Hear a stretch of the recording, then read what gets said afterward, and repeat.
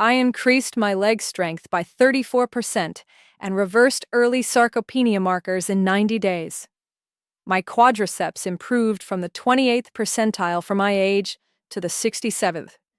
My grip strength, a validated mortality predictor, jumped from 38 to 47 kilograms.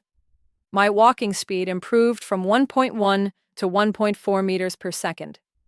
I'm a genetics professor studying metabolic regulation and the biology of aging. Today, I'm sharing the exact 7-mechanism protocol I implemented after my research converged with a disturbing realization. Age-related mortality begins not in the heart or brain, but in the skeletal muscle of the lower extremities. The legs are where death begins, and where we can mount our most effective defense. Mechanism number 1. The mortality-muscle connection, 3 minutes. The relationship between leg muscle mass and mortality is mechanistically profound. Research in the British Medical Journal, analyzing over 80,000 individuals, found that low leg muscle mass independently predicted all-cause mortality, with greater statistical power than traditional cardiovascular risk factors. Those in the lowest quartile had 44% increased death risk compared to the highest quartile. Why? Skeletal muscle, particularly the quadriceps, hamstrings, and glutes, serves as the primary glucose disposal site. Approximately 80% of insulin-stimulated glucose uptake occurs in skeletal muscle. When leg muscle declines, this glucose sink diminishes, creating chronic hyperglycemia, compensatory hyperinsulinemia, and progressive insulin resistance. This cascades into systemic pathology. Elevated insulin promotes visceral fat, inflammatory cytokine production, and accelerated arterial aging. The insulin resistance from muscle loss creates a vicious cycle. Hyperinsulinemia impairs muscle protein synthesis, accelerating further loss. Leg strength, not just mass, predicts functional independence and mortality with even greater precision.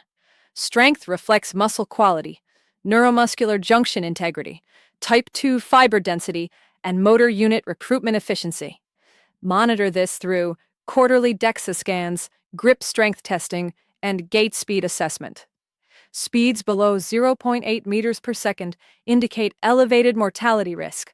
Above 1.2 meters per second indicates robust reserve. Mechanism number 2. Sarcopenia, the silent epidemic. 3 minutes. Sarcopenia, from Greek sarx, flesh, and penia, loss, affects 10 to 16% of adults over 60 and up to 50% over 80, yet remains dramatically underdiagnosed. Beginning around age 30, we lose 3 to 8% of muscle mass per decade, accelerating after 60.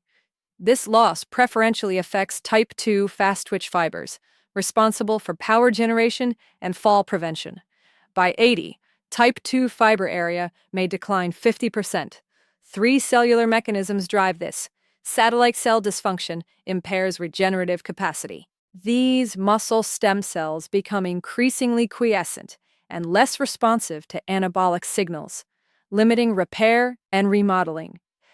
Mitochondrial dysfunction reduces energy production, while increasing oxidative stress that damages muscle proteins. Anabolic resistance is perhaps most therapeutically relevant.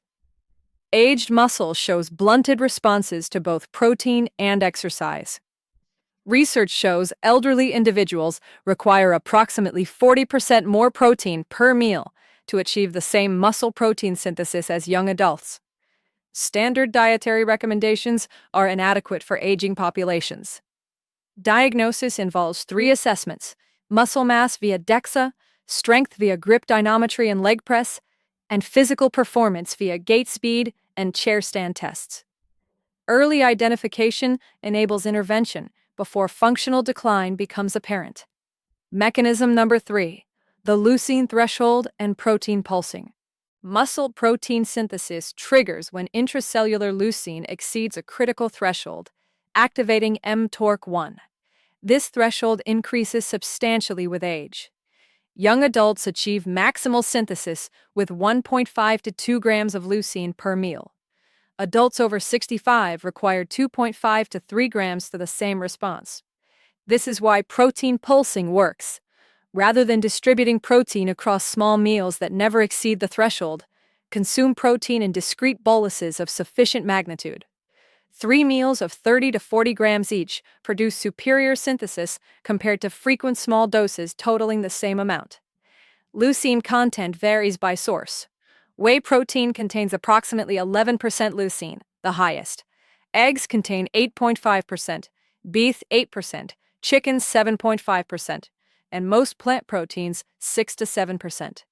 To hit 2.5 to 3 grams, an older adult needs approximately 25 to 30 grams of whey, 35 grams of egg protein, or 40 plus grams of other sources per meal. My protocol: 3 protein boluses daily, minimum 35 grams each, within 1 hour of waking, immediately post-exercise, and 3 hours before sleep. Total daily intake 1.6 grams per kilogram of body weight, approximately double the RDA, but aligned with research for aging populations. Mechanism number 4, resistance training, the non-negotiable, 4 minutes. No supplement or diet can substitute for mechanical loading. Resistance training is the most potent anabolic stimulus available, and this evidence is overwhelming. Mechanical tension activates mechanosensors that signal through the PI3K ACT-mTOR pathway, triggering protein synthesis. Simultaneously, loading activates satellite cells and creates a systemic anabolic environment. Research shows resistance training increases muscle protein synthesis by 100 to 150% for 24 to 48 hours post-exercise, a response preserved even in those over 80. Critically, this response is muscle-specific. Leg exercises stimulate leg muscle synthesis without affecting upper body. The dose response, 10 to 20 sets per muscle group per week, produces near-optimal hypertrophy. Training to or near muscular failure appears essential for maximizing fiber recruitment. Both heavy loads, 70% of 1 rep max, and lighter loads to failure can produce equivalent hypertrophy. My implementation: 4 days weekly, 2 lower body, 2 upper body sessions. Lower body emphasizes compounds: squats, leg presses, Romanian deadlifts, hip thrusts. 4 to 5 exercises, 3 to 4 sets each, reaching failure on final sets.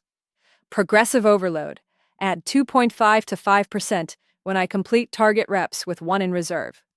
Results: 34% increase in leg press, 280 kilograms to 375 kilograms. 28% increase in hip hinge strength, chair stand improvement from 9 to 14 repetitions. DEXA confirmed 2.1 kilograms increase in lean mass over 90 days, reversing approximately 7 years of statistical muscle aging. Mechanism number 5, hormonal optimization, 4 minutes. Muscle maintenance requires not just stimulus and substrate, but an appropriate hormonal environment. Growth hormone decreases approximately 14% per decade after 30. By 60, many have GH levels 50 to 70% below youthful baseline, reducing IGF-1, impairing synthesis, and increasing visceral fat. Approximately 80% of daily GH release occurs during deep sleep. My optimization protocol: bedroom temperature 65 to 67 degrees Fahrenheit, complete darkness, nasal breathing via mouth taping, and stopping eating 4 to 5 hours before sleep to prevent insulin-mediated GH suppression. Testosterone declines 1 to 2% annually after 30, impairing protein synthesis and satellite cell activation. Natural optimization strategies with research support: resistance training, adequate zinc, vitamin D sufficiency, quality sleep, and stress management. Sleep restriction reduces testosterone 10 to 15% within 1 week. Cortisol opposes anabolic processes when chronically elevated, promoting muscle breakdown and visceral fat. Managed through sleep optimization, meditation, and appropriate recovery between training sessions. My protocol includes targeting 90+ minutes deep sleep nightly, morning sunlight exposure, vitamin D3 supplementation at 5,000 IU daily with K2, and a 10-minute morning gratitude practice, shown to increase oxytocin and reduce cortisol. Mechanism number 6, creatine, The most evidence-based supplement, 3 minutes. Serene monohydrate stands alone as the most extensively researched and consistently effective compound for muscle preservation and cognitive function in aging. Creatine functions as an energy buffer. During high-intensity contraction, ATP depletes rapidly. Phosphocreatine regenerates ATP, enabling continued work. Supplemental creatine increases intramuscular stores by 20 to 40%, extending work capacity and enabling greater training volumes. Beyond performance, creatine exerts direct anabolic effects, enhancing satellite cell activation and increasing myonuclear accretion, which expands transcriptional capacity for protein synthesis. A meta-analysis of over 1,000 older adults found creatine plus resistance training produced significantly greater increases in lean mass, plus 1.4 kilograms, strength, plus 8%, and functional capacity compared to training alone, even in those over 70. Cognitive benefits are increasingly recognized. The brain, like muscle, relies on phosphocreatine. Creatine improves working memory and processing speed, particularly under sleep deprivation or stress. My protocol: 5 grams micronized creatine monohydrate daily, with post-exercise protein to optimize uptake. I specifically use monohydrate, the form used in virtually all research, rather than alternative forms lacking equivalent evidence. Mechanism number 7, autophagy and muscle quality. Muscle mass alone is insufficient. Muscle quality determines function. Autophagy, the cellular process of recycling damaged components, maintains fiber integrity. In skeletal muscle, autophagy removes damaged mitochondria, misfolded proteins, and dysfunctional components. When autophagy is impaired, as in aging, damage accumulates, reducing contractile efficiency and energy production. Fasting is the most potent autophagy activator. Insulin suppression releases the inhibitory brake on AMPK, which activates the autophagy initiation complex. Autophagy begins after approximately 12 to 14 hours of fasting, with substantial upregulation by 24 hours. The practical implementation balances autophagy against potential muscle loss. Intermittent fasting protocols, 16 to 18 hours, activate autophagy sufficiently while preserving muscle when combined with adequate protein and resistance training. Extended fasts, 24 to 72 hours, may benefit periodically for deeper cellular cleanup. My protocol: 16-hour daily fasting with an 8-hour eating window from noon to 8 p.m., plus 1 monthly 36-hour fast. I ensure all necessary protein during my eating window, minimum 130 grams across 3 meals, and train 3 times weekly during feeding to maintain anabolic signaling. My complete daily protocol: 3 minutes. Morning, 6 to 12. Wake naturally without alarm. 10-minute gratitude journaling. 20 to 30 minutes outdoor light exposure.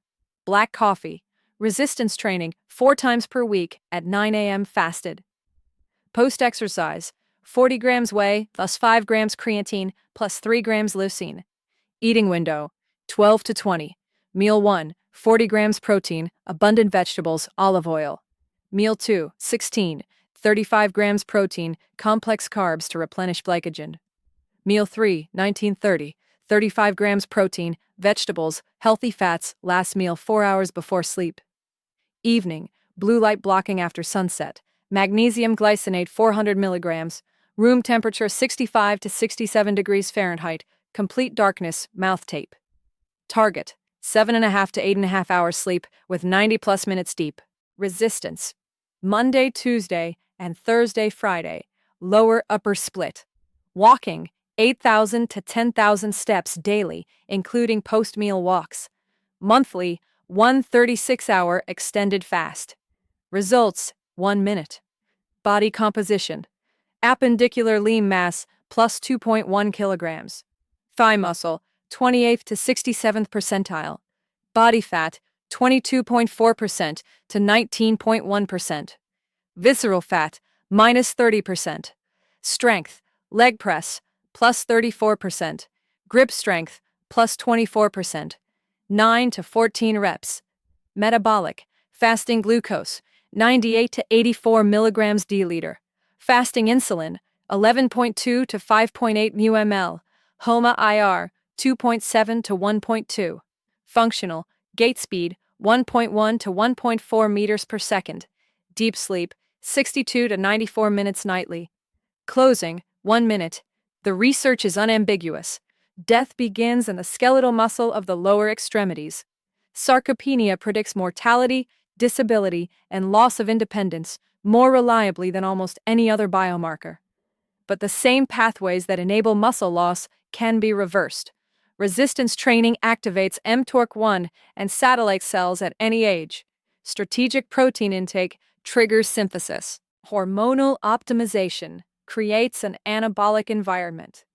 Creatine enhances energy capacity. Autophagy rejuvenates tissue.